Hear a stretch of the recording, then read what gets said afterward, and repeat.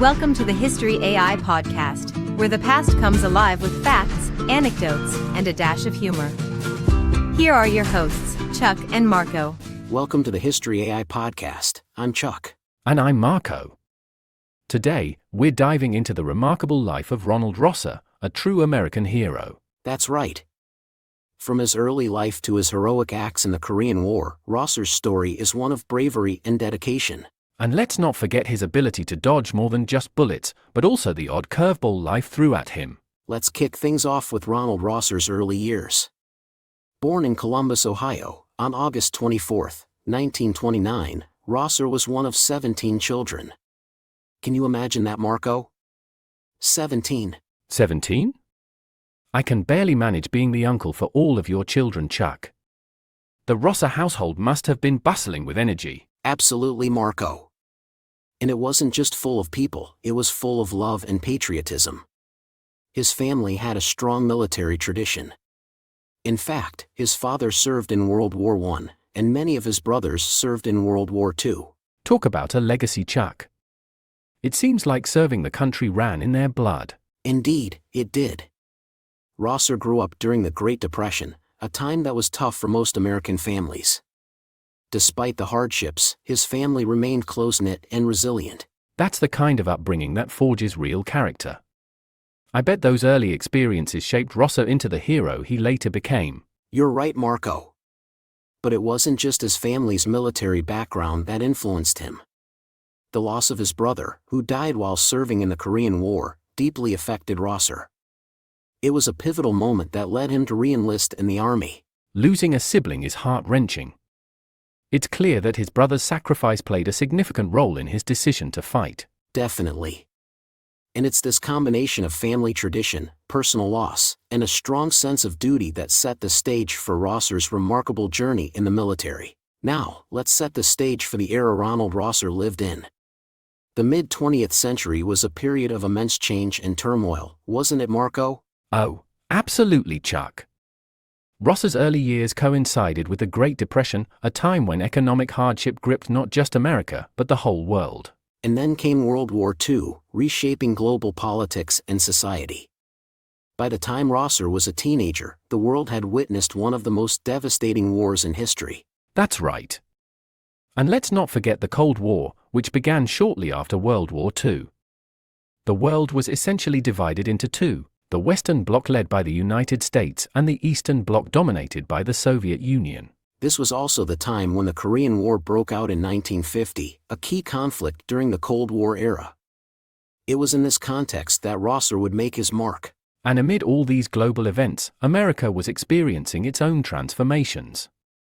The civil rights movement was gaining momentum, challenging racial segregation and inequality. Exactly. It was a world of contrast, from technological advancements like the birth of the computer age to the constant threat of nuclear war. A world of fear and hope, of division and progress. It paints a picture of a world on the edge, doesn't it? A world where every action, especially in a military context, could tip the balance. Perfectly said, Marco. And it's within this complex tapestry that Ronald Rosser's story unfolds. A story of bravery, sacrifice, and a relentless commitment to his nation. Now, let's delve into one of the most defining moments in Ronald Rosser's life, his decision to fight. It wasn't just a spur-of-the-moment choice, was it, Marco? Not at all, Chuck. Rosser's decision was deeply personal. As we mentioned earlier, the loss of his brother in the Korean War played a significant role. It was a turning point that spurred him into action. That's right. Rosser's brother, Richard, was killed in action in Korea. This loss hit Ronald hard, and it ignited a fire in him. He once said, "I made up my mind that I was going to Korea, and I was going to kill as many of them as I could." That's a powerful statement, Chuck. It shows his dedication and the depth of his love for his brother. But it wasn't just about revenge. Rosser was also driven by a strong sense of duty and patriotism inherited from his family's military tradition. Indeed.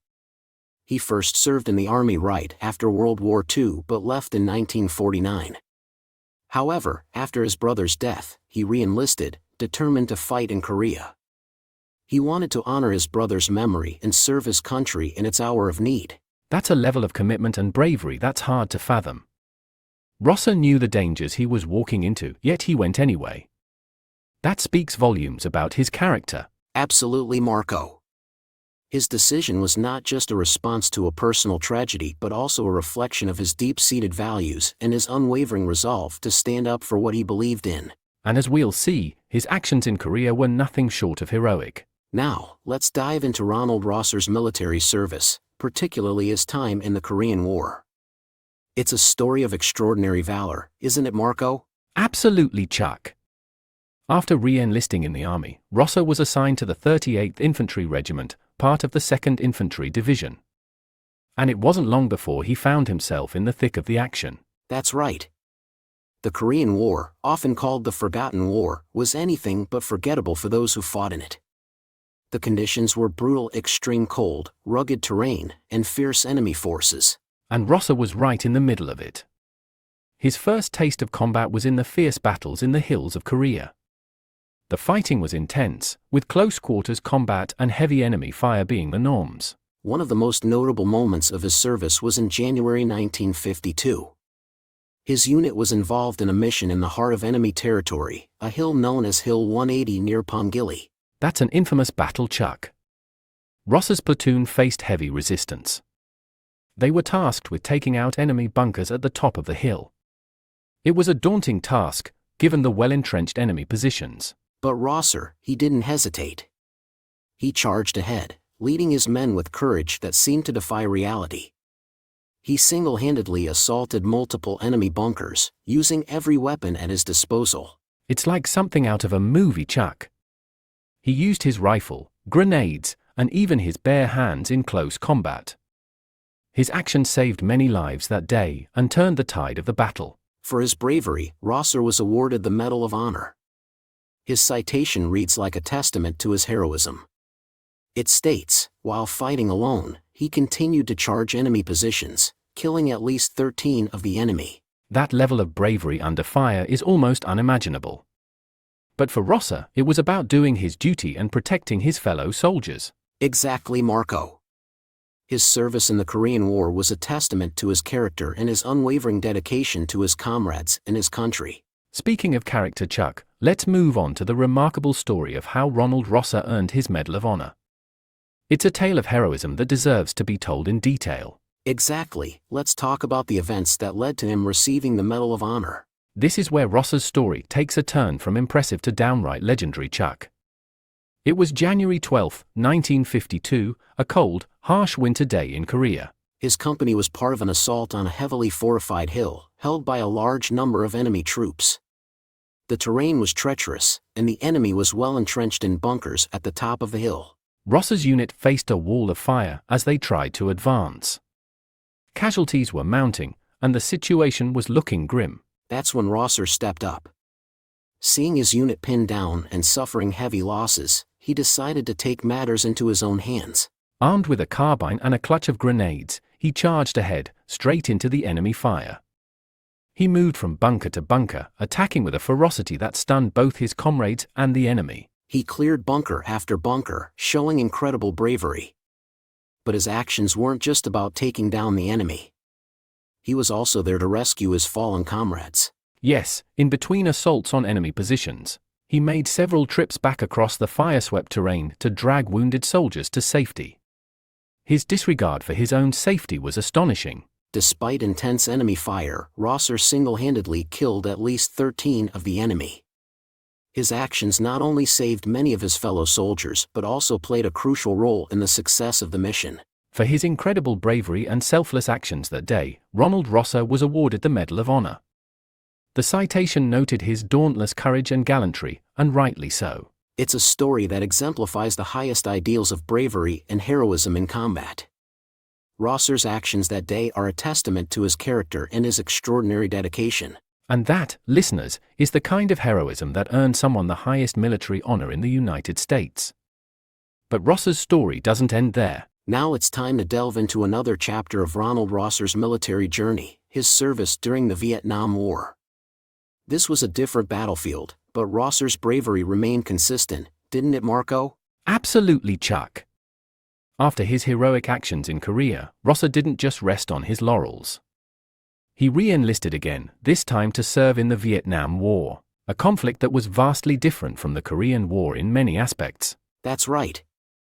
Vietnam was a different kind of war, with guerrilla tactics, dense jungles, and a politically charged atmosphere. But Rosser, true to his nature, faced these challenges head-on. In Vietnam, Rosser served as an advisor to South Vietnamese troops.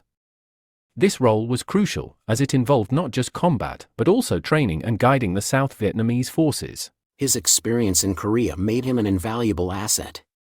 He knew the horrors of war and the importance of leadership in battle. He worked tirelessly to prepare the South Vietnamese troops for the rigors of combat. Rosser's approach to this role showcased his understanding of the complexities of war. He wasn't just there to fight, he was there to mentor, to lead, and to inspire. And his commitment to his comrades didn't waver, even in Vietnam. He was known for his hands-on approach, often putting himself in harm's way to protect the soldiers under his guidance. Despite the different nature of the Vietnam War, Rosser's actions continued to reflect his bravery, dedication, and tactical skill. His contributions, though less documented than his time in Korea, were no less significant. Indeed, Ronald Rosser's service in Vietnam is a testament to his adaptability and unwavering spirit. He faced a new kind of war, but his dedication to his duty and his fellow soldiers remained as strong as ever. After his time in Vietnam, Rosser's military career came to an end. But his legacy, shaped by his service in 2 different wars, continues to inspire. Now, let's delve into a more controversial aspect of Ronald Rosser's military career, his kill count and tactical skills. It's a sensitive topic, but crucial for understanding the kind of soldier he was, right, Marco? Absolutely, Chuck. It's important to remember that war, at its core, is a harsh reality. And in the case of Ronald Rosser, his effectiveness in combat was a significant part of his legacy. During the Korean War, especially in the battle that led to his Medal of Honor, Rosser's combat prowess was undeniable. He single-handedly eliminated at least 13 enemy combatants in a single encounter. That's a staggering number, considering the close quarters and intense nature of the fighting. Over the entirety of the Korean War, he estimates that he killed over 1,000 enemy combatants. That's a staggering amount, Chuck. But it's not just about the number. It's about the circumstances under which these acts were carried out. Rosser's actions were in the face of overwhelming odds, often in situations where his own life was at great risk. Exactly. His tactical skills were honed through experience and a keen understanding of battlefield dynamics. Rosser knew how to assess a situation quickly, make decisive actions, and inspire his fellow soldiers to follow his lead. And his approach to combat wasn't just about aggression. He was also known for his ability to stay calm under pressure, a trait that saved lives on numerous occasions. Right. Rosser's ability to remain composed in the chaos of battle allowed him to make strategic decisions that turned the tide in several encounters. His bravery and tactical acumen were a beacon of hope and strength for his unit. But let's also remember, Chuck, that behind these numbers and tactics was a man who deeply cared for his fellow soldiers. He wasn't just fighting for the sake of fighting, he was fighting to protect and save his comrades. Well said, Marco. Rosser's legacy isn't just about his kill count or his tactical skills. It's about his leadership, his courage, and his unwavering commitment to his fellow soldiers. Now, let's turn our attention to Ronald Rosser's life after his illustrious military career. His transition to civilian life was quite another chapter, wasn't it, Marco? Indeed it was, Chuck. After serving with such distinction, Rosser could have easily rested on his laurels, but that wasn't his style. He continued to lead a life that was as impactful as his time in service. True, Marco. Post-military, Rosser took on various roles. He worked for the Veterans Administration at one point, helping other veterans navigate the complexities of post-service life. That's a fitting role for him, considering his understanding of the challenges faced by veterans. His first-hand experience and empathy made him a great resource for those in need of guidance. Absolutely. Rosser also dedicated time to speaking about his experiences in the military, sharing his stories with audiences across the country.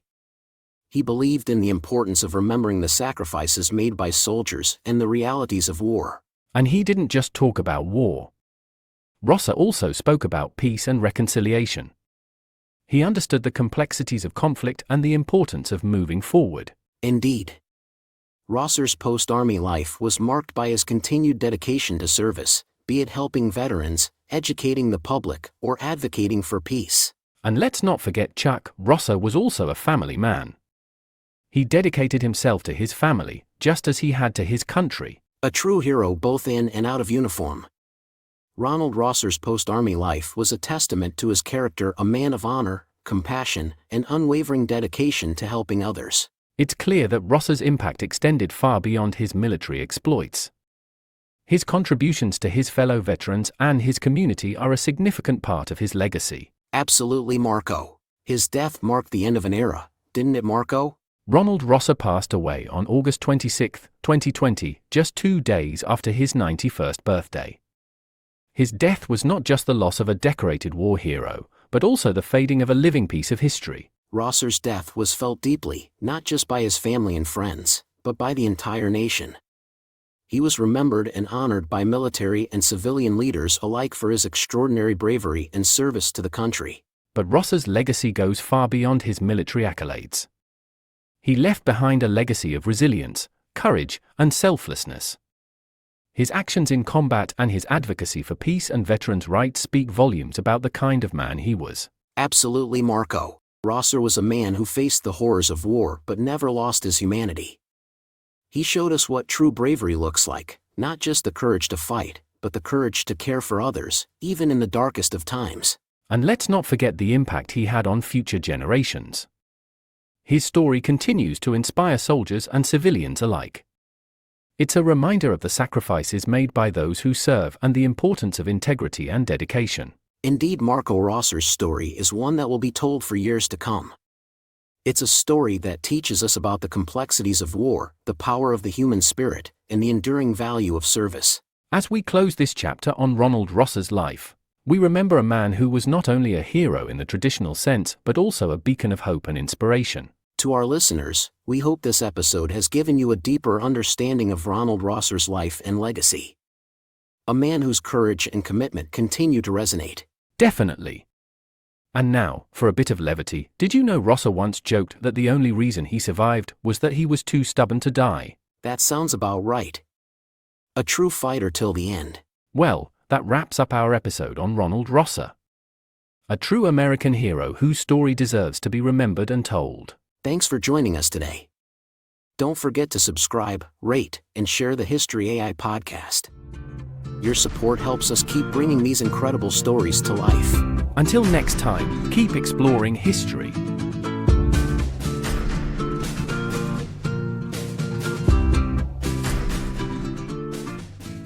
Step into the thrilling world of sports betting with The Starting Line, an introduction to sports betting. Whether you're a beginner or simply curious, this comprehensive guide takes you from the basics to the advanced. Learn to decode odds, develop winning strategies, and bet responsibly. Get your copy now and transform every game into an adventure. The Starting Line is your first step towards mastering the art of sports betting. Available on Amazon.